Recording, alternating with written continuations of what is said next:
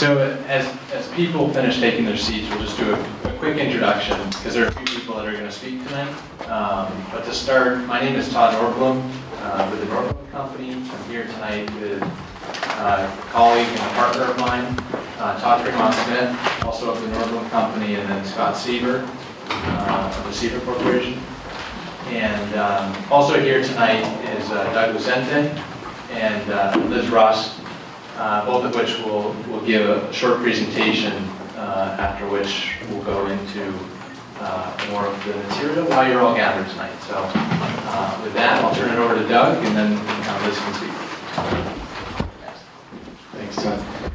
Hi, everybody. I'm Doug Lucente from the Board of Selectmen. I'm the chair of the board, and actually tonight here with me, we have two other selectmen who are here to also listen to the comments from the audience. So I have Joe Pato. Joe, come and raise your hand. Selectman Joe Pato, and Selectman Mark Sandine is also here with us. And we're also joined tonight by our town manager, Jim Malloy, who's in the back row over there. So the Norblum Company came to us, I want to say it's in the middle of June, and to float an idea by the board of having a 40B, friendly 40B project at the old Excel nursing home rehab, which I'm sure you're all familiar with the location of that, and I'll get into that. And then they came back about a month ago, and the instructions from the board was really just a preliminary concept, and our instructions from the board where you really need to go and talk to the neighborhood and see what the neighborhood thinks and feels about the project and whether this may be a good use for that land, what they're proposing. So I'm going to let them speak about that, but we're really here on behalf of the board to listen to what you have to say, so please speak up. If you have feelings and thoughts, say them, because we really want to hear the feedback, positive or negative or whatever. So with that, I will turn it over to Liz Rust, who's with the Regional Housing Services Office. Okay, thank you.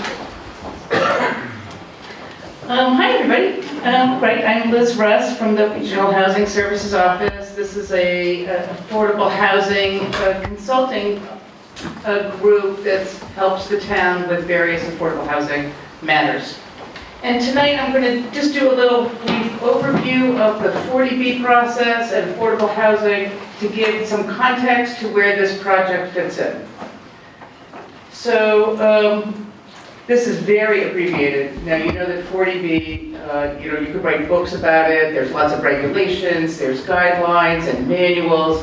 So 3 bullets, there's a lot of high-level generalities here. So you wouldn't build any case law in what I'm presenting for sure. But it's a state law that facilitates zoning permitting in exchange for affordable housing. So in very simple terms, that the projects come in and they need some zoning relief. The underlying zoning won't allow the proposed project.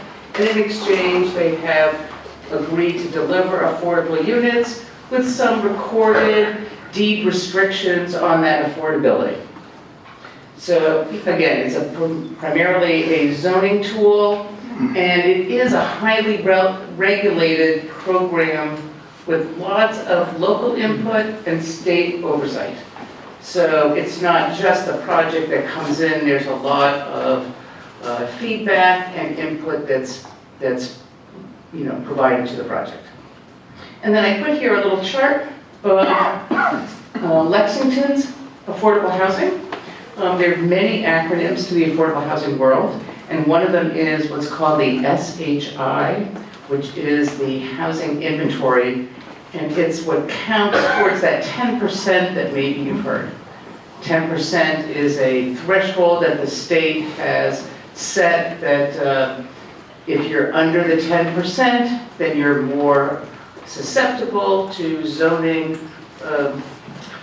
requests from 40B developers, and if you're over the 10%, you're in what you're called a safe harbor. So we'll talk a little bit more about that. And you can see here Lexington's at this 11.11%, and there's a little breakdown of the units that map to that SHI. Oops, wrong way. Another way of looking at the Lexington housing is, affordable housing is all the different programs that have contributed to Lexington's affordable housing inventory. So 40B is just one part of how Lexington has created affordable housing. Let me see this here.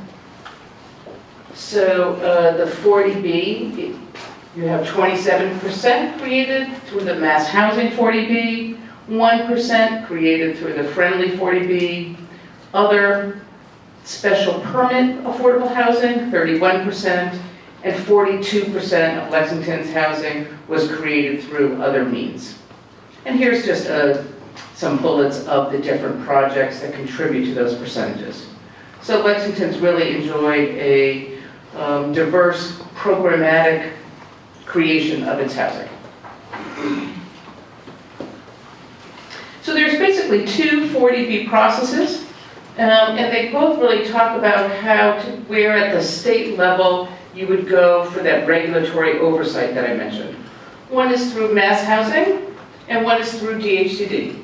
Both of those are what they call subsidizing agencies, and the mass housing process is one, and then the DHCD process. And the DHCD process, if you go that route, that's what they call the friendly 40B. It's also called the LIP 40B, and it's just two different processes that are regulated in essentially the same way. Communities over 10% threshold that I mentioned are in that safe harbor. I mentioned that before. What safe harbor means is the ZBAs, the Zoning Board of Appeals, who issue the permit issuing authority here, they can approve or deny the project. And if they denied the project, that would stand in the courts. That would be upheld in the courts. And so since Lexington is above this 10%, the town and the developers choose to do this friendly 40B process, which what that means is what we're doing here. So there's a lot of upfront local input. The developers and the town make sure that they're on the same page about the project before going forward. So again, it requires upfront approval, which is also done throughout the whole project. So a little bit more detail about what's in store for that 40B process. And again, it's really a spotlight on the local input. 40B from this friendly 40B or the LIT 40B is a process that is really for the community. And so the first step is what we call here the LIT application. And that's kind of the step that's going on now. So the developers are making their proposals to town entities, to the community, and what they're looking for at the end of that, should they decide to go forward, is a formal signature by the selectmen signifying town support. So this would be input gathered from all the different entities in town. And then once it gets submitted to the state, there's a comment period that the town is asked to provide formal comments, and that would be done through the Board of Selectmen. They would come, they would have a public hearing, and more comments would come. Town boards are formally asked to comment there, the planning board, the housing partnership, or whatever advisory committees there are. There's a site visit at that time. And then it goes into the zoning board. So this is probably a 9-month process here, so I made it sound very quick, but it's really takes some amount of time. And there's opportunities, again, for residents, for all the boards and committees to provide input, and there's authority for the selectmen to authorize the project to go forward. So that's it, really summary. So Lexington's used many programs, both 40B and other local zoning. This is a legislative process with a lot of input from local groups. And this process is really only used in that safe harbor kind of status. So that Lexington really is holding all the cards in this particular case and can authorize the project to go forward or not. So I haven't commented on the project at all. I mean, you'll hear about the project. It probably has some great benefits for the town, but we'll leave that for another time. Okay, so that's all I was gonna say. And you can ask me questions later, yeah. All right, thank you, Liz. Let me just get this queued up here. And we don't mean to leave you guys in suspense. We do plan on opening this fully up to comments and questions. As Liz said, you guys hold the cards here, so we, the main point of this is to get you guys speaking, but let's see here.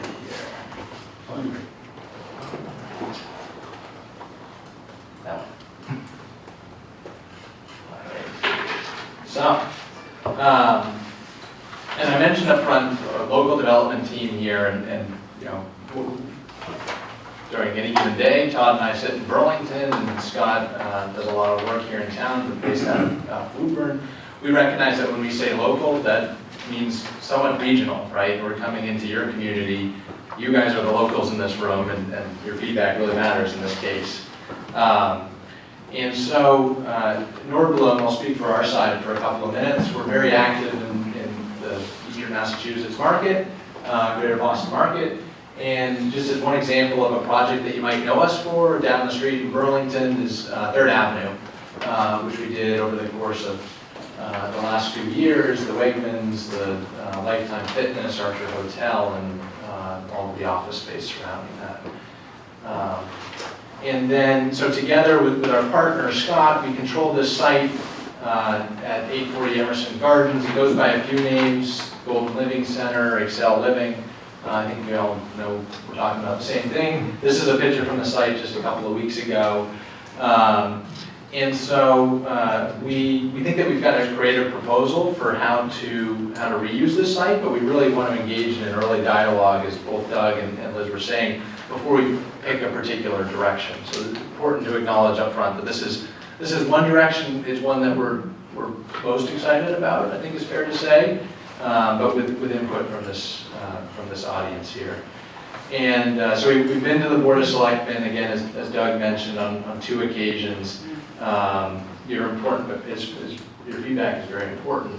And I'll go in for a second with what's there, because you don't necessarily see this when you drive down to the end of Bryant and or Emerson Gardens. But the former Golden Living Center closed middle of last year, so it's been closed actually for just over 12 months. It was a 144-bed nursing facility. It's on about 11.5 acres and a gross square footage of 90,000 square feet, which both on land area and building size is a relatively large building for and property for this neck of the woods. And I should say that Nordblom has an affiliate company, the Northbridge Companies, that does just senior housing. And so one of the early things that we did was bring this site to them and inquired what their interest might be in converting the existing building to some sort of senior kind of skilled nursing or senior living type of campus.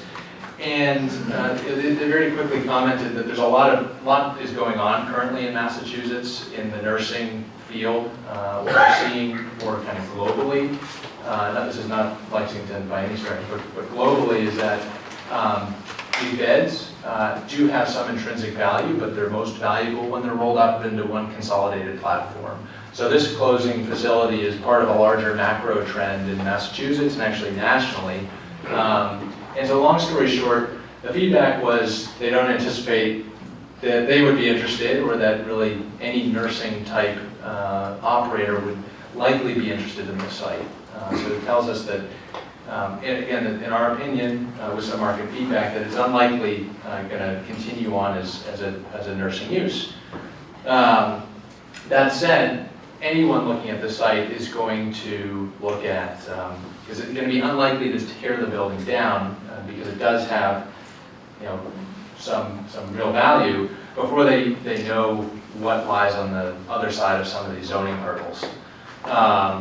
And so, we've been scanning around, looking through the zoning, and there are certain by right and or exempt uses, single-family homes being one of them, educational uses, religious uses, rehabilitation type uses, all things that we don't plan on talking about tonight, but are things that represent other potential avenues for this physical asset here.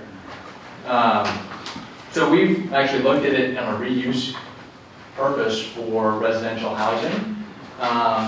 Due to some of the constrictions, construction typology, it doesn't make a lot of sense to reuse this. We can get into more details, but that was our conclusion.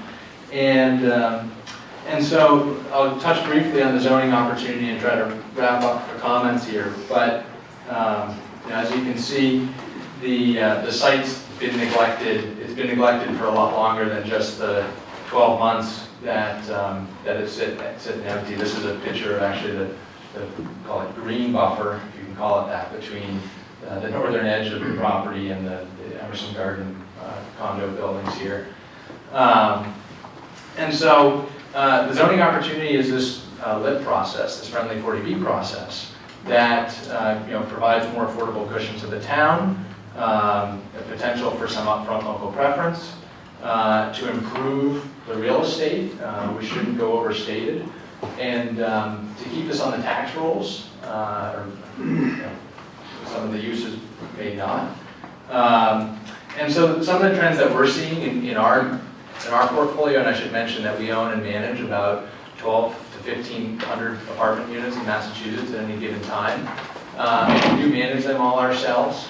That a lot of people are looking to stay in their communities as they age and sell their home. We're seeing this in Burlington, where we just built 300 units in the last 5 years, 3 years actually. And it's no secret that driving around on the interstate system isn't that enjoyable these days. We're seeing people coming back to a lot of these nodes where the jobs are based, and Lexington, Burlington, Waltham are very important nodes in those instances. So people want to live in these communities. They typically are renters by choice, meaning that they have income, whether they already live in this community or they want to work proximate to this community. What we're seeing in general in Burlington, again, very different market, is that these tend to be mature professionals that have the appeal of some form of walk-up, flat-style living, the amenitized building that we can go into more details on, and having it professionally managed, which we would do. So up on the screen here is a project that we recently did in Cambridge. It's the Cambridge Linea, if you want to look at it. It's right along the Minuteman bike path, which I'm sure many people know. It's right behind the screen in real life. And so this is a perfect representation of how we could envision, and how we do envision, multifamily use being positioned on this site, meaning that it's paying attention to scaling, massing, 4-story on-grade type of building. Another thing to touch on is that the access to Great Meadows, it doesn't go unnoticed to us. That's something that we know, or we assume, is very important to the community. We've heard that from a few people already. That is certainly on the table, and something that we would be happy to discuss. How do we preserve that? How do we improve upon that as well?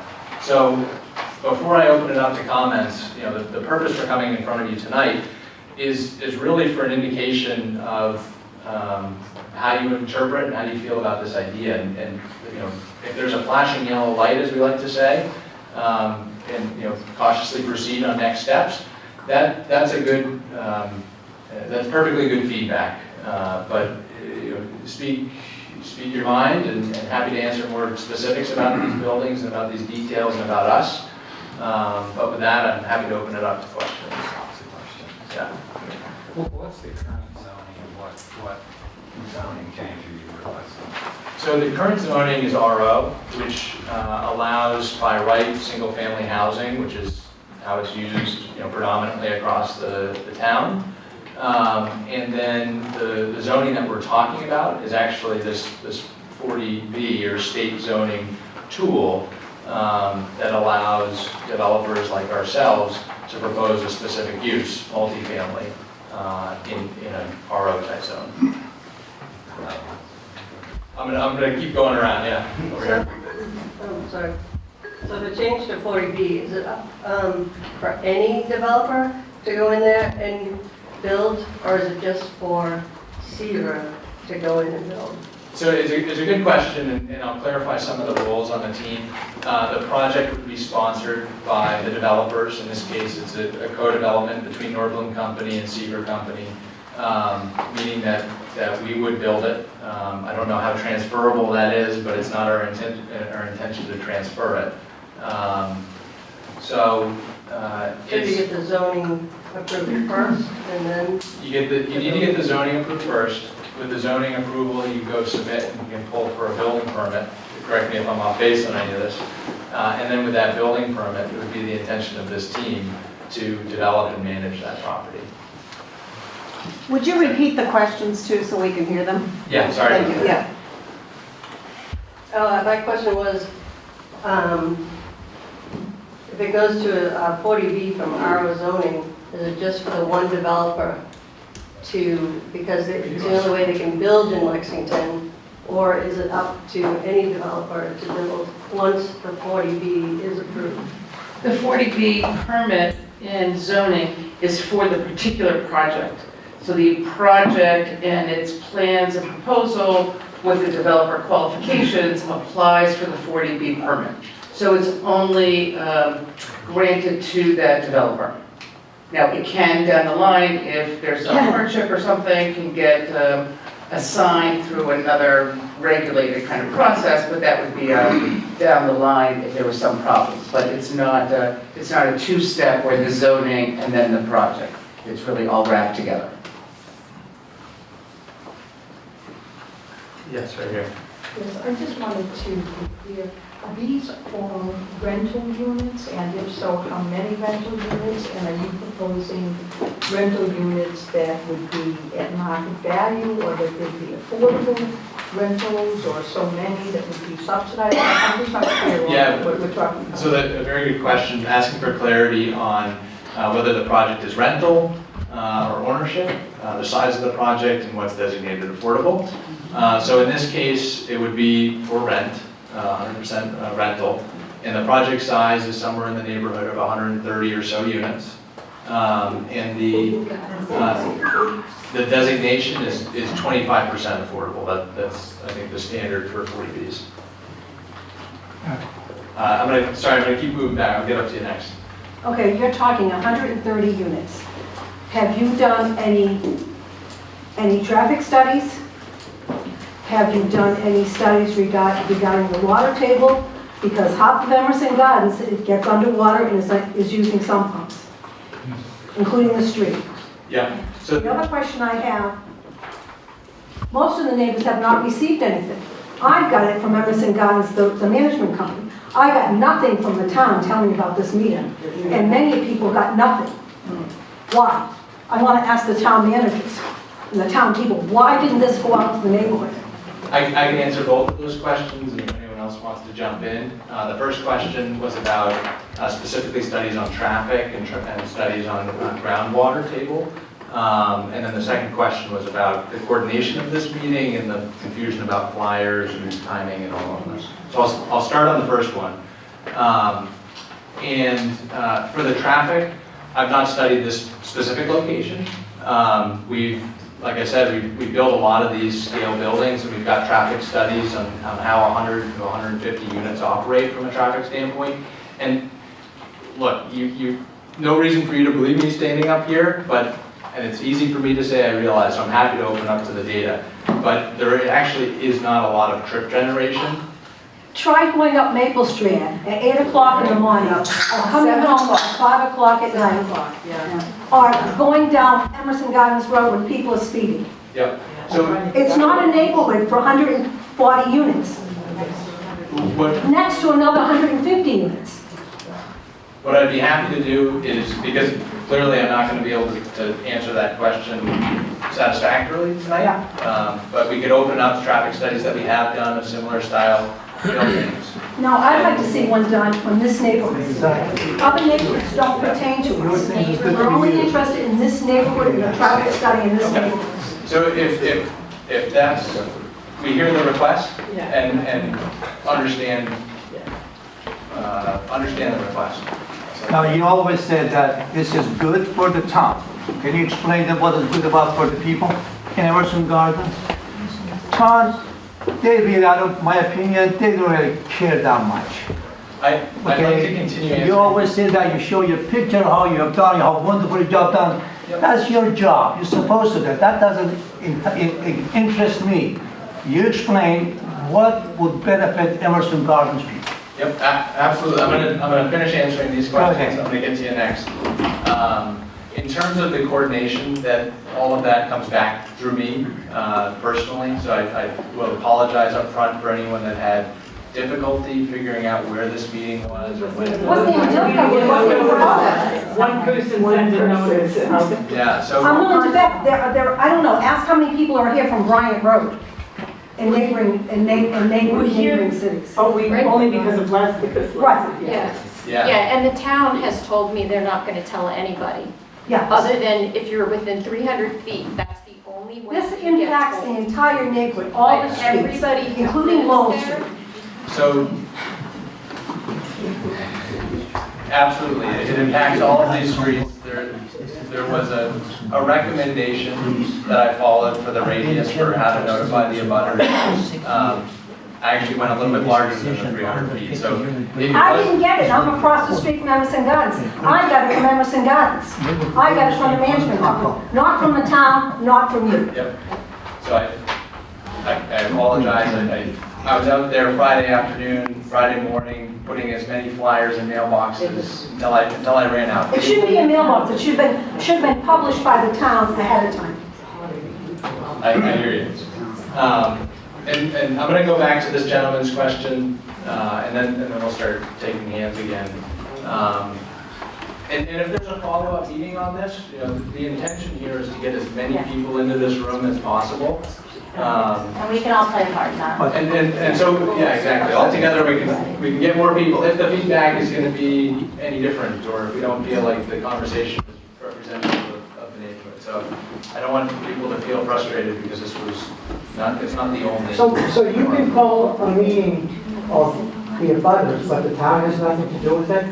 In this Nobody case, in the town? it was a suggestion by the town that the developer call a neighborhood meeting, and there's no guidebook for how to do that. And so this was somewhat broken field running of trying to do that, and it clearly was an imperfect attempt. So if your intention was to hear from us, we tell our selectmen and town manager, we don't like it, please scrap the project, because that's going to be bad for Emerson Garden, very bad for the neighborhood.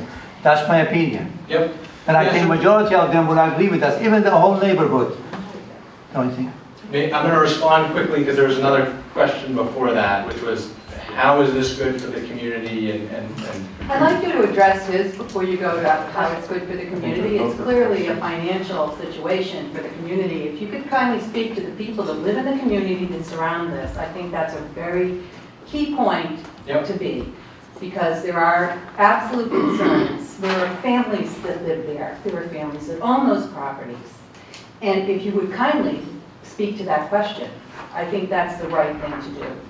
I'm trying to do the right thing. Go right ahead. And so, let me start. I'm going to get to that question. I really am. And so there is a lot that we're doing right now as a company, and this is not Don't go promotion. around, don't go what you're doing, Care sir. about our neighborhood, Emerson Garden, So- this project, this please. project. Yeah, I've worked with Steve before. Wait a minute, I'm He's a good talking to him. builder. Okay, he's doing But- how wonderful he's doing. I don't care how wonderful they're doing. Could I just suggest something real quickly, that you allow him to answer the questions that he's being asked, because he quite frankly was going to answer his first question, but before he had a chance to do it, he asked a second question because he was interrupted, and then you wanted him to answer his second question, so he's trying to answer his first. So maybe if you'd let him ask a question, let him please respond, and then at least it'll be a little bit more orderly instead Well, of he's just not shouting really out things. answering the question. Well, he is. He's trying to, but he's not getting an opportunity. So answer them all. So, finish over here. I plan on answering all the questions. I have nothing on my calendar tonight, and I will stay as long as there are questions. In terms of how this is good for the specific neighbors next to it, honestly, there are limitations on how it's good. This will generate more traffic. Right now, there is nobody living in that building. Zero. And there hasn't been anyone living in that building, not in any meaningful number for years. Right? So the traffic is going to be a big impact. right? That's what you want to hear, so that's what I'm going to say. The traffic compared to what's there is going to be a very big impact.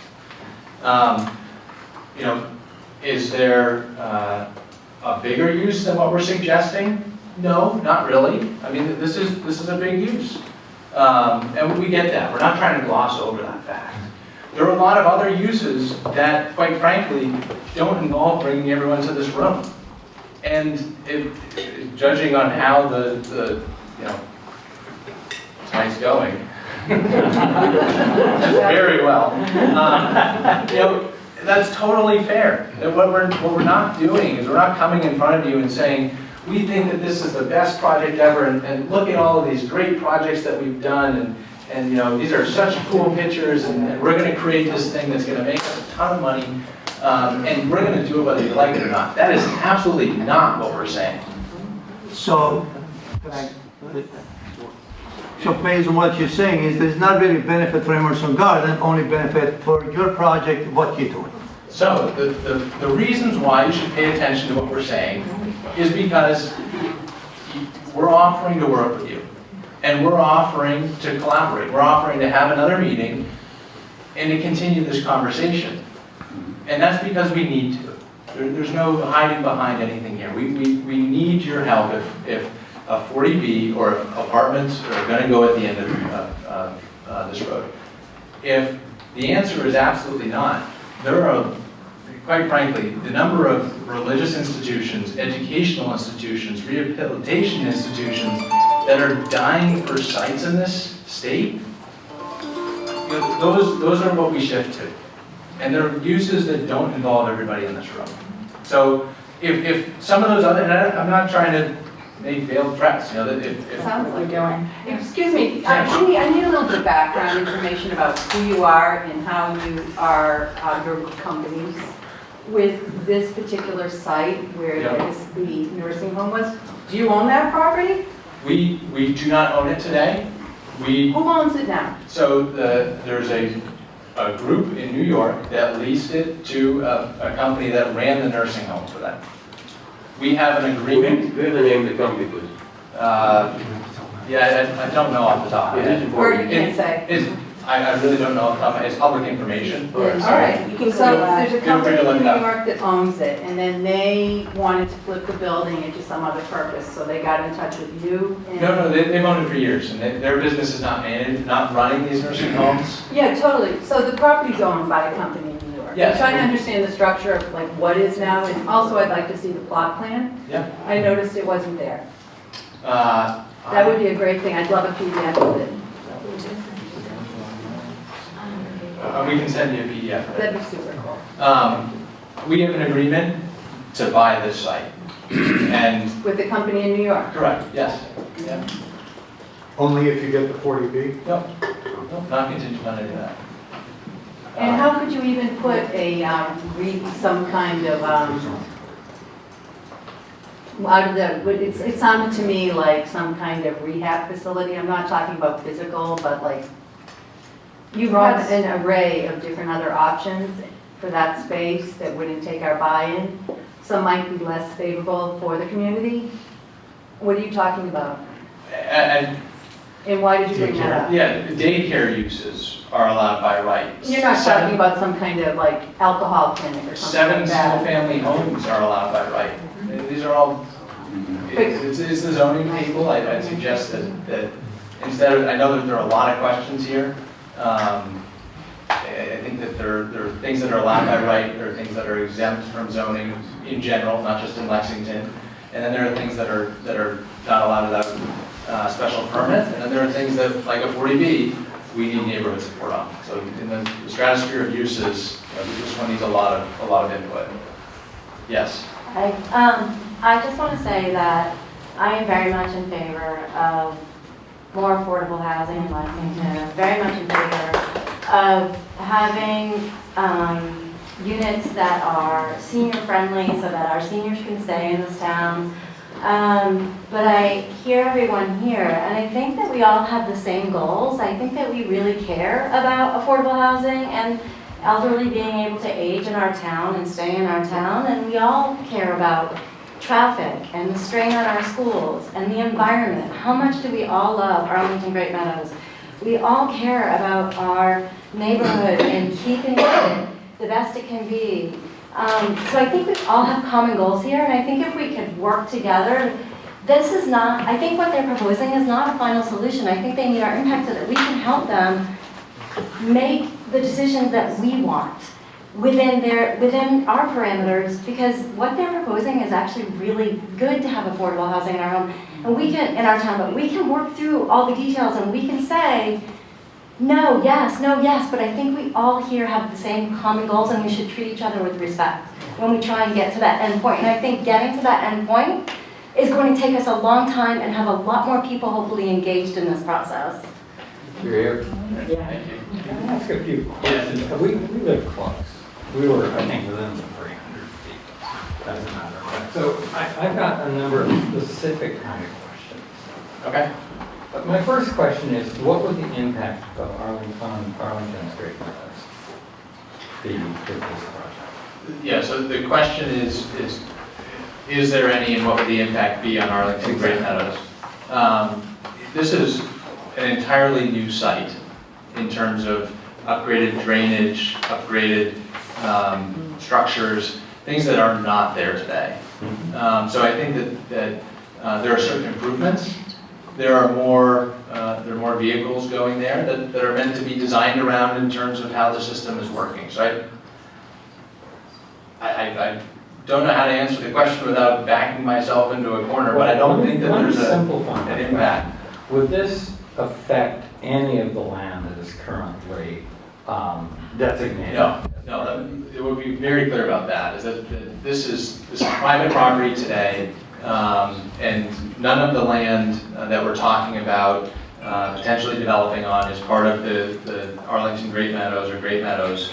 And in fact, there's currently no easement or access right granted to the trailhead that we would put on the table very early on that would be a part of this development to deed in some sort of access to the community. Yeah, there's a trailhead right. So there's no easement for that? Right, So you're saying you'd close that access? That's pretty weird. As neighbors of the Great Meadows, you have to let them walk through your yard to get to Great Meadows, yet there's no easement in this parking lot? Not that I'm aware of, and I'm not trying to hold this out as any negotiating tool. I think it's just good practice for there to be access to this. So Well, the town of Lexington has documentation allowing easement. Okay. I live on Bryant Road, and when a nursing home was in operation, the traffic for the 3 and 7 o'clock shifts was ridiculous. These nurses would drive 40 miles an hour down, and there's maybe 30 of them.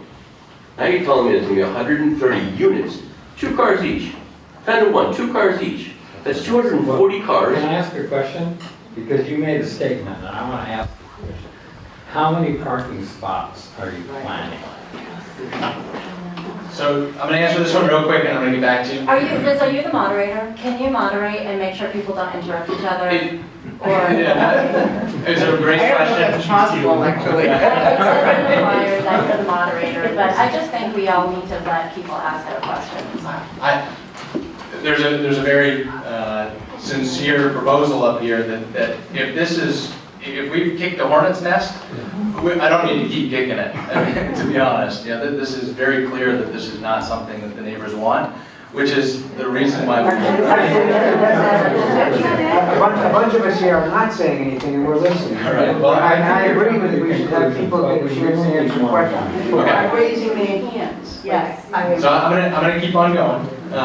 Again, I have all night. So before I get back here, because you're in the middle of something, parking ratios for these buildings is about 1.7 cars per unit. That's something that we've built to in this market, and we feel Is that necessary? when we built to 1.7, we could not build to 1. Yeah. Half? Yeah. I would love to, but no. Yes, sorry. So 1.7 is the same as 2 to me. Yep. So it's 200 cars that are going to travel during community time. Yep. Obviously, that's going to just, Bryant Road would just be you know, they'll back up at the stop sign, I'm at the end, they'll be in my front yard. Yes. Thank you. Okay, just a couple of points. Getting back to the 130 units, if it's similar to an Avalon, you had mentioned amenities, so normally what that means to me is there'd probably be some sort of a gym and a swimming pool sometimes, an outdoor swimming pool for the kids, an outdoor playground for the kids typically, in these type of structures. So I was curious as to, besides the 130 units, whether you included in your proposal, whether you would be having those type of amenities. The other thing I just wanted to say also with this question is, you said you'd like us to work with you. And then you were talking about possibly, if we weren't going for this idea, how about some other ideas? I mean, it is plausible that if you have an agreement to buy, and so something is going there, and you are going to be the entity to put it up, maybe there are some other things that we would like to hear about besides this 130 units. You mentioned educational. I mean, educational to me means perhaps a 9-to-5 situation. Okay, we are 130 units means something else to most of us. Okay, so maybe when you say work with us, how do you want us to work with you? Could there be a committee where a lot of us sign up and work with you before you actually start to go forward with this? Okay. Do we have a choice? I guess that's what I'm saying. And could you also talk a little bit more about whether you're going to have a pool and a playground and all of that? Because that makes a big difference to us in terms of noise volume as well. We're really, I'm going to answer, there are two questions. One question was the amenities that will be in the building, and then the second one was the collaborative nature of the process. And we're very early in this stage. You know, this is a picture of an existing building type of early. We have not designed it yet. Wanting to have this conversation first. So in terms of the amenities, I don't envision that there would be a swimming pool here just based on the scale of the community and the groundwater table. There wouldn't be a basement to that earlier question. This would be an on-grade type of building. You know, would there be some sort of outdoor recreation? Most likely. You know, there's a lot of land here. Is there a tennis court or something like that? And then in terms of the collaborative nature, this is the conversation that we want to be having tonight about the housing. I think that if we could keep it on the housing topic for tonight, and then I think we need to go back and kind of reassess, you know, our options going forward. I'm going to go to the back here, way in the back. Sorry. Yes, that one. One quick question. Seaver builds single-family houses. Why not put single-family houses there? Which is a very good. I mean, he builds a great house. We totally agree. So the question was, why not just build a single-family home? In this case, you can fit 7 of them on this lot. That's a very logical. I mean, I understand you won't get the income from them, but I think a single-family homes are more desirable to the neighborhood. It keeps our property values up. Yep. The rest of us who own single-family homes in the neighborhood see this as a detriment to the value of our property. And that's exactly the feedback that we need to hear tonight. I hear you loud and clear. I'm just behind you. Two quick questions. With the Arlington, going back to the conservation land, was Arlington invited or informed to participate in any of this as an abutter to the property? Number one. And then the second question I had was, what physical access or testing is allowed during this approval process? And I'm going to specifically ask about the drill rig that was there on Saturday morning, drilling something in the back of that lot. Okay, so there are two questions. One was about the notification of Arlington as an abutter, and the second question was about the drill rig that was mobilized at the end of last week. On the abutters, again, it all comes through me, and I standing here tonight, I'm not sure if Arlington was invited. Again, there's there's a very useful tool on the website. Maybe Jim can help me out. But Yeah, I just wanted to say that I have had discussions with Adam Chapdelaine, the town manager in Arlington, and they've indicated that their concern is to maintain a public access point to the Arlington Meadow there, and I've told him that we've had that discussion with the potential developer, that that's something that we would want to see in the project. okay, thank you. I did hear about it from Great Meadows. I do live in Arlington. And I heard about it from the guy who maintains the mailing list for volunteers. Okay. Yeah. And then on the drill rig, they were scheduled to do all their work on Friday. This is the first time I'm hearing about a Saturday mobilization. I So may have mixed up the days, but I know that sometime over the last few days, there was a large machine drill. yeah, so that was not meant to happen on the weekend. If they did have a second mobilization, it was something that was It might be cleared Friday. with the owners ahead of time. Oh, Oh, sorry, it was a geotechnical boring investigation to figure out what the soils can support for constructing on top So of it. my question is, what other types of testing like that or activity would be going on in the property during this proposal Yeah, approval process? we have no plans to do any more physical investigations of the site at this time, so if there was something invasive, we could bring it up when it comes up. Up against the wall. Just sort of touching on what she was just asking. The property surrounds conservation area land everywhere around it. What type of environmental limitations does that provide, bring up, or testing, or do you have to get zoning variances for that? Because I know once you get into any type of, conservation area, you're limited to what you can and can't do. So I'm Yeah, just curious. so the question is about the proximity to conservation land and any limitations on what you can and can't do. All of the regulations about, from the Conservation Commission still stand, buffer zones, order of conditions for operating construction sites under. There's nothing unique about the 40B process or the LETV process. Yes. Yeah, I'm Al Zabin, and Judy and I have lived at One Page Road for 53 years. And some years ago, and I'm one of your town, we're both town meeting members, have been from time immemorial. I was also been chairman of the planning board and Lexington's representative to the Metropolitan Planning Commission. So I have some perspective. And this is a very challenging development, and it may not work. But what we all need to understand is that we're not an island here in Lexington. There is a terrible shortage of housing throughout the whole of the state for every economic group except the very, very rich. And that is not going to last forever, because we even now have a Republican governor who is talking about changing the zoning bylaws to disempower localities from deciding issues such as this. And no matter what is offered, we are better off if we can keep the decision-making local.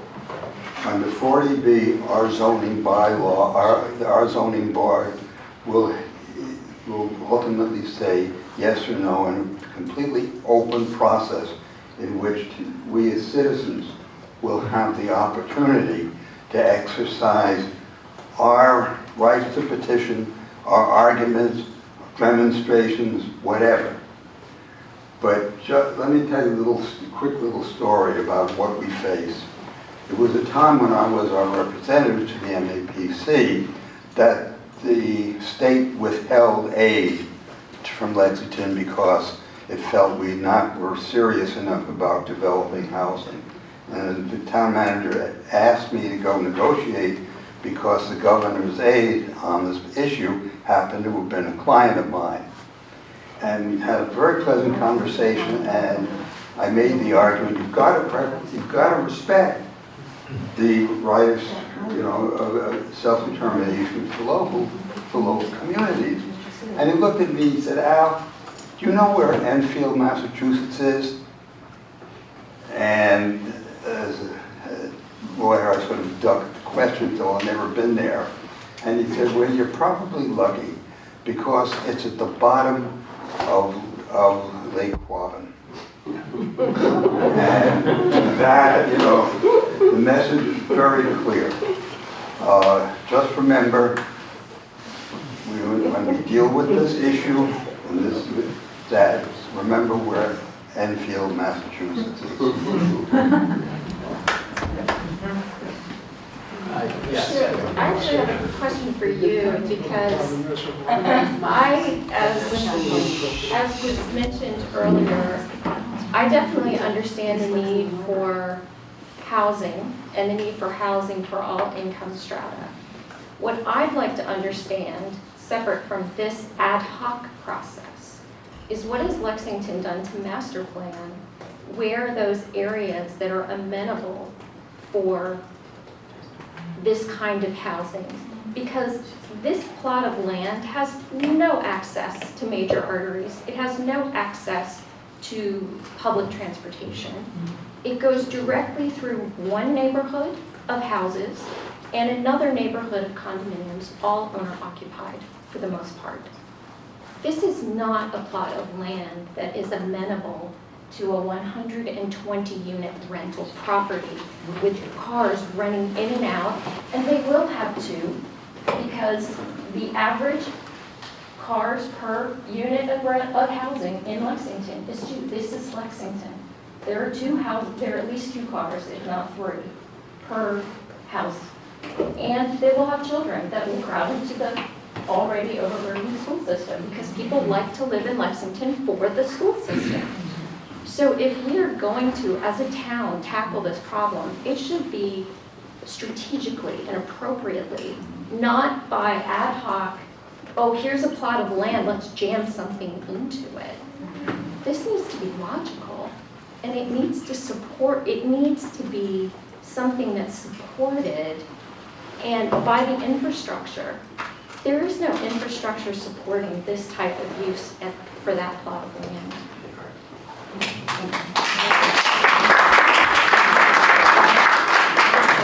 Add on to that, because I know you talked about affordable housing being something that we all feel about, well, we do. But of this structure, we're talking about 25% affordable housing. I'm a realtor in town, and I'm very familiar with the buildings like Avalon and Emerson Gardens. The people living in Avalon, okay, are not paying affordable rents, okay, except for maybe those that are set aside for affordable. Same thing with Emerson Gardens. We have so many that are 12 that Lex have, okay. The rents, the average rents right now at Emerson Gardens, around $2,400 to $2,500 for 2 bedrooms. They're the best rents in town, and that's only because we don't have any amenities. Okay, so most people moving into Lexington will go to the rentals really because they just want to rent for a couple of years until they can afford a house. So when I see the 130 rentals, what I see is 75% of them are those same people, but guaranteed, I know that Avalon and many of the other places have all gone up in Lexington. So the reason that they're looking at Emerson Gardens is because they're paying a lot of those places, Captain Parker Arms, we're talking $2,800. Those are not affordable rents for a family who's struggling, typically husband and wife, 2 children, and they, as you said, they want to be in Lexington for the schools. Okay, so, you know, I think it sounds like a good place to build something, but along with what you said, and what you said too, is it may not be the right place for what you have in mind. So can we work with you in a different way? I guess that would be what would be the next step if this doesn't work out for you. I think that there's some regrouping that happens after this meeting, but you know, we're right up the road. We're always welcome to coming back down and talking about other uses and other potential plans for this site. And to clarify your point about 25% of these are deed restricted as affordable, the other 75% are market rate. Right. Yes? I'd like to make two comments. The first one is to validate what was said before. The nursing home was not a good neighbor. It really was dangerous, the streets with the speeding cars. I'm a runner, and I got almost hit several times by people zooming by. When I was on the right side of the road for myself, they were late for work and coming down. That's not to say that people living here are going to do that, but with a lot of traffic and if people are late and whatnot, it's an issue. The second issue is that basically the woods and stuff that were along the road there, along Bryant Road, were treated as a garbage dump. And it was disgusting. We're in a residential neighborhood and it was filled with beer cans, dirty diapers, drug paraphernalia. I mean, it was awful. And I know several times neighbors actually went, I went myself with gloves and a plastic bag to try to clean it up a little bit because I was so embarrassed that people would come to my house and they would drive by that and see that. So that's point number one. And I don't know, I mean, people living here, maybe there'll be a different breed of people, but it's still an issue. I don't have good memories of the nursing home at all. The second issue is this, and it's selfish, but it's honest. Most of us moved to Lexington because it's a lovely residential community with an excellent school system.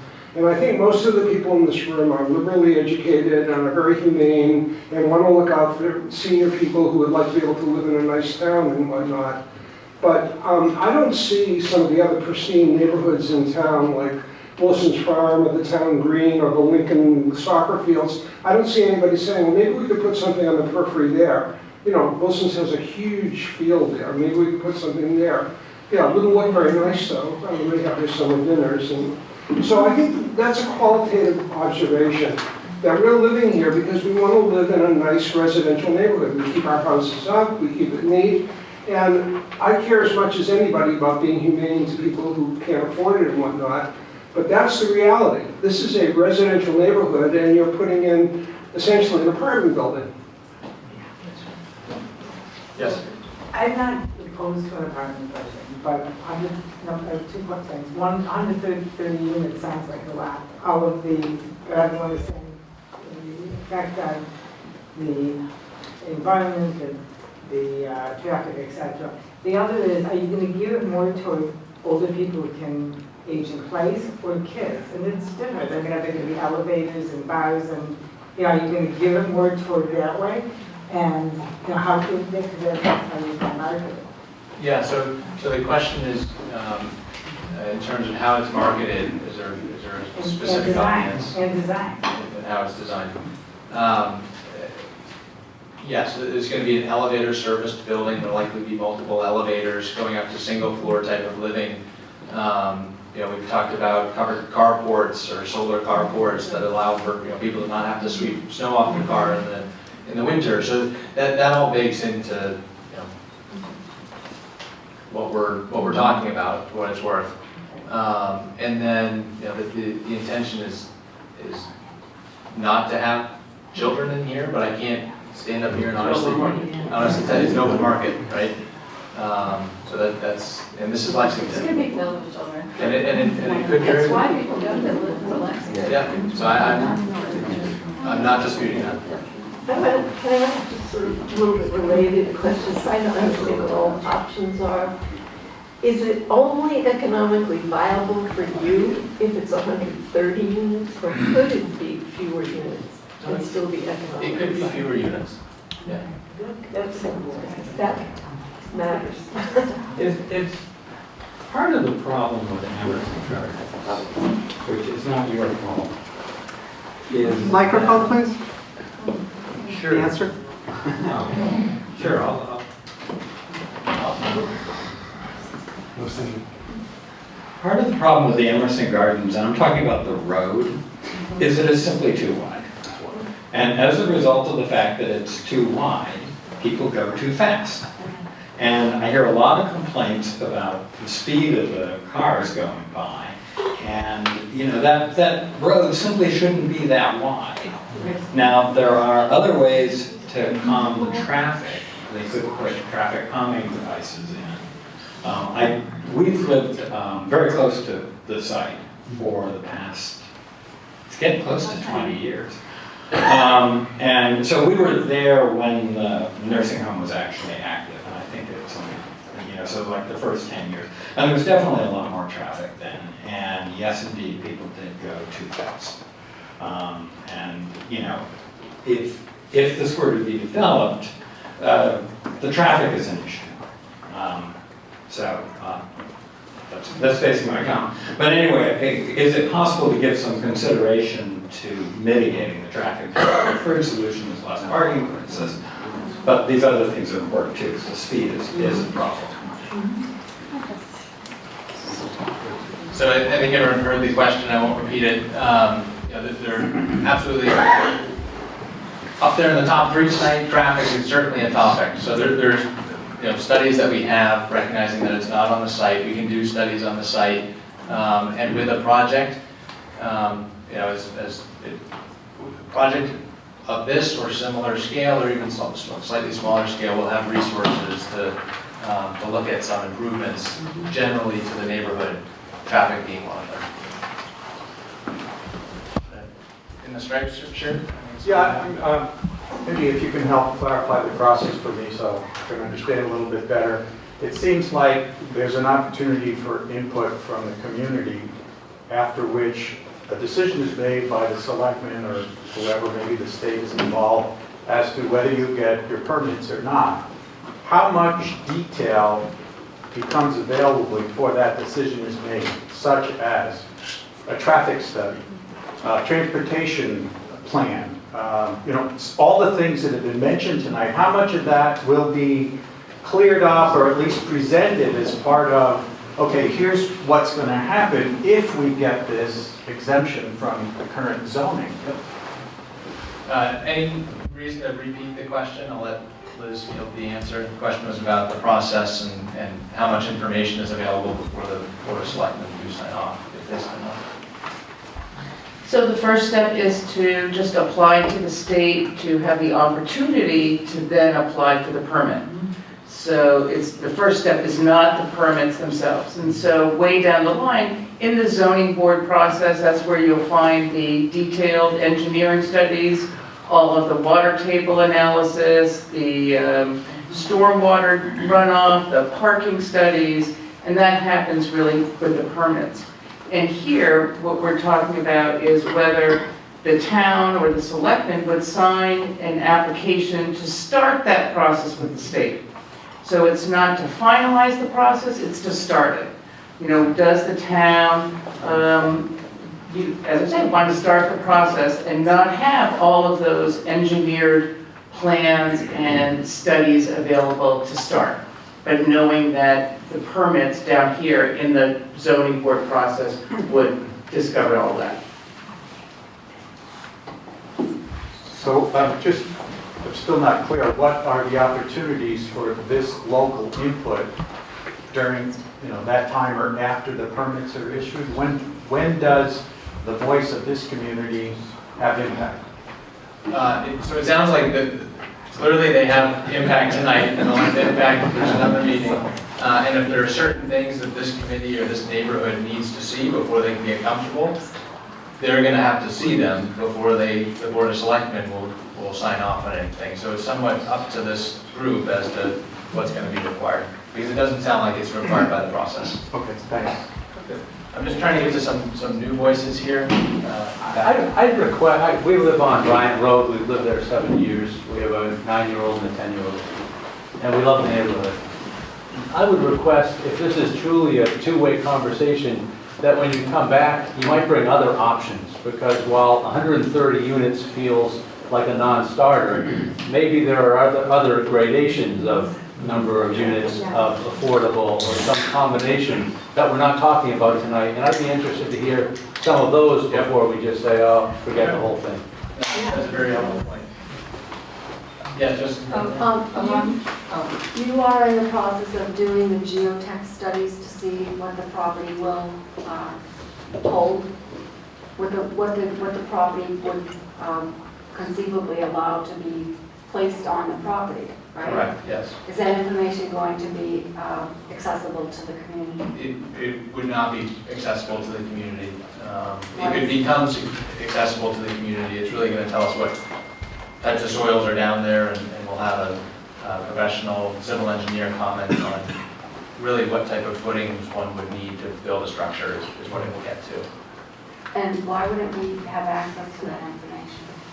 I'm commenting more on, it's not something that one would ordinarily pose to a public forum. If that's something that the neighborhood wants to see, there's no reason why I don't think we could discuss it. It's just the first time I've heard that question.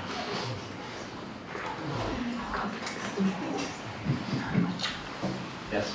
Just a point, I don't know if there's any studies done or if they contacted the town before they built, I'm not sure how many units it is in Woburn that's going to affect traffic on either side. We have no idea what kind of traffic increase is going to be coming down Lowell Street because the people that live in the middle now have to go to either one side or the other. And we're not going to know that for probably another year and a half to affect what's going to be happening just on Lowell Street. Yep. And one of the egresses or entrances is going to be on Lowell. So the point that Mr. Goodrow made earlier about how far the cars can back up on Bryant, I don't think anybody has knowledge of that. You won't have that knowledge. For at least I want to acknowledge that it's now almost 10 minutes past the scheduled time. I'm happy to hang around if there are questions I continue. I ask that if there's a question that somebody has on a new topic, maybe I try to answer that one first. A gentleman in the back standing. I'm very worried about the rental properties because I have experience with an Avalon in the south of Lexington town. They were so greedy, and they run scam even on the water meter. It's true, and they targeted at like the new immigrants, foreigners, like some from Russia, Chinese. We had some victims came to our help. They run the water bill like $300 for 2-bedroom per month, even when they were overseas for a few months, and they would run the identical water bill. On the other hand, they maximize their price. They claim a big place like an abandoned hospital, and then they transform it into these property rental. But later on, they turn into selling too. That is their gimmick. They are very, very dishonest, and they stripped all our deposit. Like almost every foreigner or new immigrant, they suffer from that. And as to these Emerson gardens, there are a lot of families, kids. They are safe here, but now there are only two assets. One is Emerson Garden Road, and the other with Brian's Street or Road. So it will have really huge impact and detrimental to the safety. And lots of people, they enjoy here. They already, we are arguing, even to confine the kids and not to play in the region because they have no place to play in the parking lot. And we will really seriously, discuss about that, even to run restrictions on that. So we can imagine, these kids will be driven like, in a very more dangerous. I hear you, traffic and safety, and both of which are things that this project can hopefully try to improve upon. And I can't comment on Avalon's business ways. All I can say is that we're happy to host people up at some of our projects in Burlington. One thought ahead of this meeting was to do an open house at the Huntington, which you can look it up on 2nd Avenue, so you can get a sense for the quality that we build to and the quality that we try to manage to. Huntington is a nice place, but that's not a neighborhood. I'm not trying to, You know, that's not a neighborhood, we're a neighborhood. behind you, yes, yeah. I was Oh, wondering, we'll get to both of you, sorry, yeah, the green to start then. just, I guess I'm sure you've done studies on that economic viability, you know, for you guys to make the investment and go ahead with this. And in your minds, you probably have a range of, well, you know, the 130 units would be the upper, you know, limit for what we could put in there, and we could make a lot of money for that. What would be the lowest limit that would be economically viable for you guys? Well, there are other types of zoning in town. One thing that we haven't talked about is some of the balanced housing provisions that exist on the town bylaws. And if you look at that on this particular site, I think there was on the order of 40 units, was that the? Would be 40 single-family homes? A variety of, or 60. It was, well, there's different. Some are either 7 single families, it could be 20-something units, so it depends on which piece of the zone you go through. Call it 50 or 60 units through a variety of different construction types, some being duplex. I don't think there were any single, maybe there was a couple single family homes and then a series of smaller flat buildings. So I think you could scale down to something closer to that order. But I'll remind you that the balanced housing provision goes through the planning board and is not a 40B. It is fundamentally a different zoning mechanism. So that would be like, for example, if it's 50 or 60 units, it would be, those might be two family? Some might, a relatively smaller portion would be two family, yes. I believe the Grove Street project was a balanced housing project that they're building now. And I believe that that's a 10% affordability. This is the 25. And then there was another lady in the back. Yes. Okay, if there's a follow-up meeting, to make sure that the communication goes to all the residents of Emerson Gardens. There's 150 units over there, and not many of us received the communication. Yeah, again, I applaud the question is to properly notice the meeting. I realized after the fact that the town has one address for all of Emerson Gardens. Realizing my mistake, it was out there on Friday, I might have bumped into one or two people here, but I hear you that next time. Yeah, actually, that's a good question. Is there an association or a management company behind because we spent some time trying to find, yes. Hi, my name is Nelson Ortiz. Some of you know me, some of you don't. I am one of the trustees of the Emerson Gardens condominium complex. Thank you for hosting this conversation. I think we started a little rocky there, but it kind of brought us back. And one of the things that I want to make sure, and that story was tremendous. Thank you so much for sharing that. One of the things that I think that was important that we need to kind of revisit and come back to was the point that my friend here, what is your name? Helen made, which was, again, you come to a community of residential people, right, that have families that have lived there, some for 50-odd years, some for 20-odd years, right? And this is a residential area, right, with no real thorough ways to get to it. And really what we're talking about are two cut-through streets, right? Maple Street and Bryant has now become a cut-through street, unfortunately. So again, when we hear, and if I speak, out of turn, please correct me. When we hear, a complex of 130 units, where with 1.7, cars per unit, we're talking 200 cars. But again, that is tactical speak. To me, the real important point was thinking about it strategically, right? Thinking about what is the impact to our schools, right? I mean, I have 3 children, all of them in the LexMedia school system. And as is, it is a system that is a very good system. People want to be here because of that. But it is a system that is about to burst at the seams just because of the capacity. It's a capacity, right? So there's that.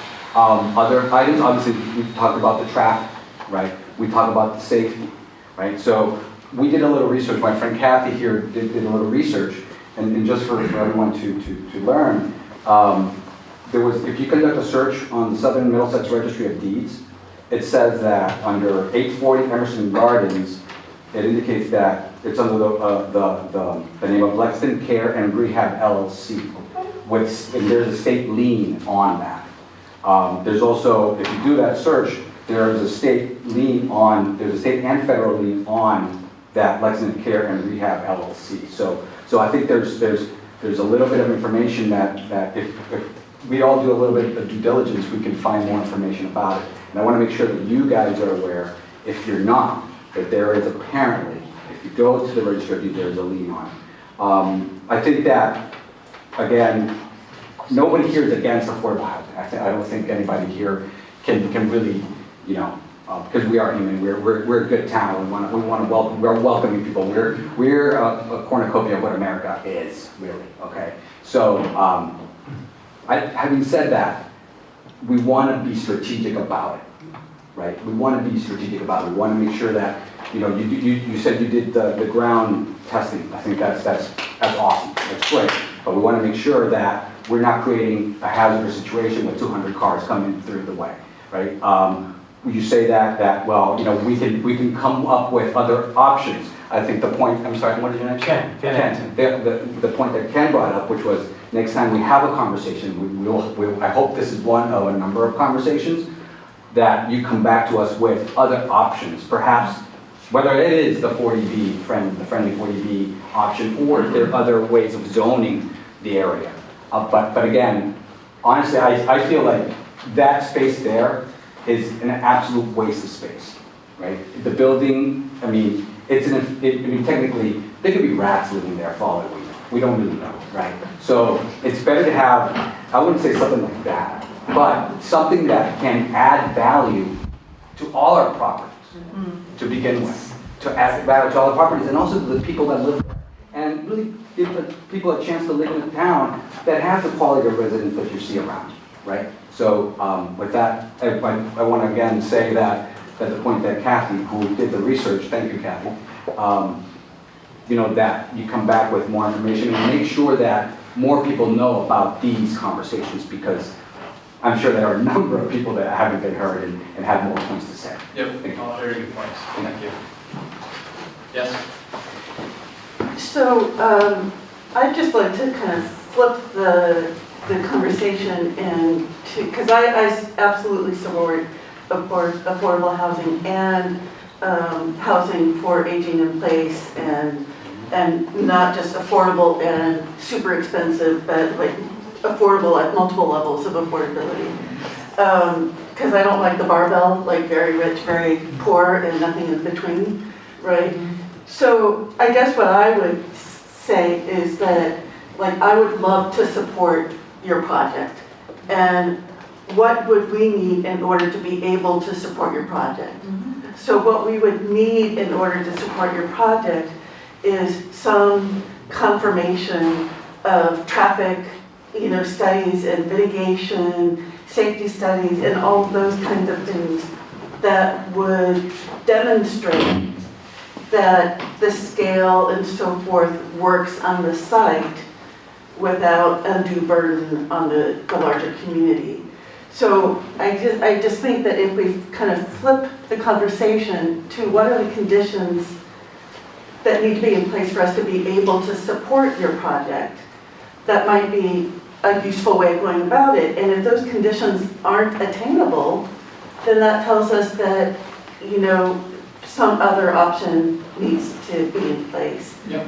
So and I do think that that's a very useful way of looking at things, and I also want to be cognizant of everybody's time here, and that if we're coming back with a range of housing scales that we think works, and I hear you know, the low end of that range, what numbers can that be, the traffic, the safety conditions, maybe some of the geotechnical. If we come back with that information, is that a conversation that you guys even want to have? Yeah. So it's not just Emerson Gardens. And I want to be clear about that because I talked to the town and they were very what they were saying is they didn't have an obligation to tell anyone who lives in the neighborhood. That includes Page and Bryant and Sanderson, and all of those are single-family houses. That's a neighborhood, and that is the only way in and out from Lowell. No one in that area has been contacted, is going to be contacted.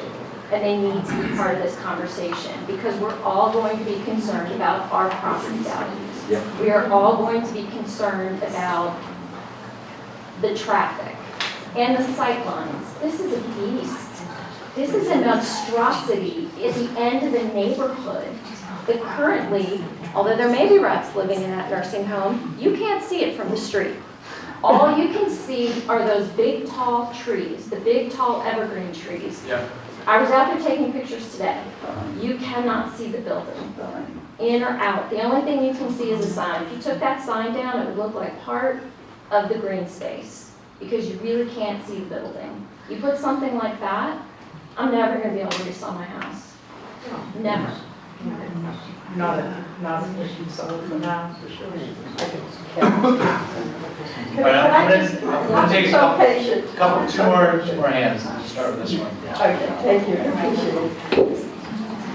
Again, what we keep talking about here, these units and maybe adapting the units, okay? What I would like us to do would be to go back to before this, okay? And to look at all the options for that unit.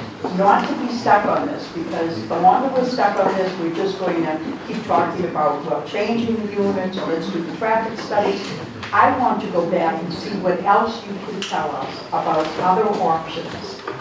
Or is it, I'm getting the sense that you're stuck on this, okay? And if you're not stuck on this, then at the next meeting, could we please look at all the options for that space and how we could work with you, okay?